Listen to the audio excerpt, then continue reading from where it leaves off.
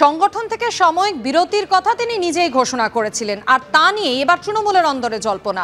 পাশ্চাত্যে এরকম হয়, অভিষেক যাচ্ছে ভালো, মমতা সবসময় কাজ করতে অভ্যস্ত মন্তব্য করেছেন সৌগত রায়। সবসময় সক্রিয় অভিষেক, চিকিৎসার ব্যাপার আছে, সবসময় কাজের মধ্যেই থাকে, ছুটির সময়ও কাজ করে মন্তব্য কুণাল ঘোষের। ইংল্যান্ড বা পাশ্চাত্যে নিয়ম করে বড় নেতারা হলিডেতে যায়, উইকেন্ডে যায়। ঋষি সুনাক দেখুন, জো বিডেন দেখুন, সবাই যায়, আমাদের দেশে যায় না।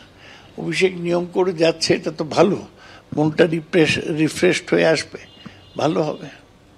ওর শরীরও খারাপ ছিল, একটা সিস্ট ছিল পিঠে, সেটারও অপারেশন করেছে, করে যখন অভিষেক ফেরত আসবে পুরো ফ্রেশ হয়ে আসবে। এক একজনের এক একটা লাইফস্টাইল। মমতা বন্দ্যোপাধ্যায় সবসময় কাজ করতেই অভ্যস্ত, উনি তাই করছেন। অভিষেক অনেক মডার্ন স্টাইলে চলার চেষ্টা করে, উনি নিচ্ছেন। অভিষেক রিফ্রেশড হয়ে এলে আরো ভালো নেতৃত্ব দেবেন। অভিষেকের ফিট থাকা আমাদের পক্ষে জরুরি। অভিষেক বন্দ্যোপাধ্যায় পুরোদস্তুর কাজের মধ্যে সমস্ত সময় সক্রিয়। ছুটি বা বিশ্রাম বলতে যেটা বোঝায় সেই অর্থে তো অভিষেক আমাদের থেকেও তার বয়স কম, কিন্তু যে অক্লান্ত ধারাবাহিক পরিশ্রম সকাল থেকে মধ্যরাত অবধি দিনের পর দিন করে যায়, ফলে ছুটি বলতে যেটা বোঝায় ব্যক্তিগত বিনোদন অমুক এগুলো অভিষেক করে না। ওর একটা প্রবলেম আছে, ওর চোখটা একটা বেশ জটিল প্রবলেম, ফলে সেগুলো সমস্ত মিলিয়ে মিশিয়েই এই বিষয়টা। অভিষেক কাজের মানুষ, কাজের ছেলে, সর্বক্ষণই কাজের মধ্যে থাকে।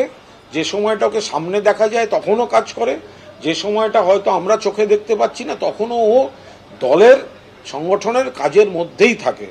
ওর কাছে ছুটিটাও কিন্তু সেই সময়টাও ও কার্যত কাজ করে। ওই বয়সী ছেলে মিনিমাম বিশ্রাম, হই হই, বিনোদন, অভিষেক কিন্তু সেই লাইফটা বেছে না নিয়ে ও কাজের মধ্যেই থাকে।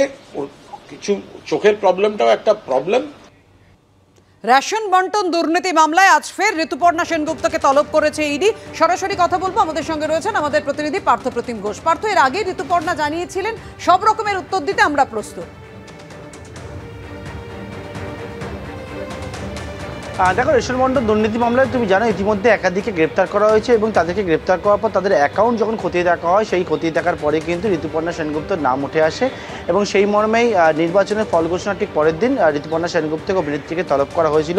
তিনি বিদেশে থাকার জন্য সময় চেয়েছিলেন, কিন্তু তারপর আজকে ওনাকে ডাকা হয়েছে এবং এই মুহূর্তে ছবিটা দেখাবো। এবং রাজ্য পুলিশের যারা নিরাপত্তার দায়িত্বে রয়েছেন তারা এখানে অ্যারেঞ্জমেন্ট প্রস্তুত করে রেখেছে। দুপুর 12টার পর ঋতুপর্ণা সেনগুপ্ত তিনি আসতে পারেন, এখন তেমনটাই আমরা জানতে পারছি। এর আগে তুমি জানো 2019 সালে ঋতুপর্ণা সেনগুপ্তকে রোজ ভ্যালি মামলায় ইডি তলব করেছিল এবং প্রায় 7 ঘন্টার ওপর জিজ্ঞাসাবাদ করেছিল। আজকে এই রেশন বন্টন দুর্নীতি মামলায় তলব করা হয়েছে এবং ওনাকে বেশ কয়েকটি বিষয় জিজ্ঞাসাবাদ করতে চান বলে ইডির যারা তদন্তকারীরা তারা কিন্তু জানাচ্ছেন। ধন্যবাদ পার্থ।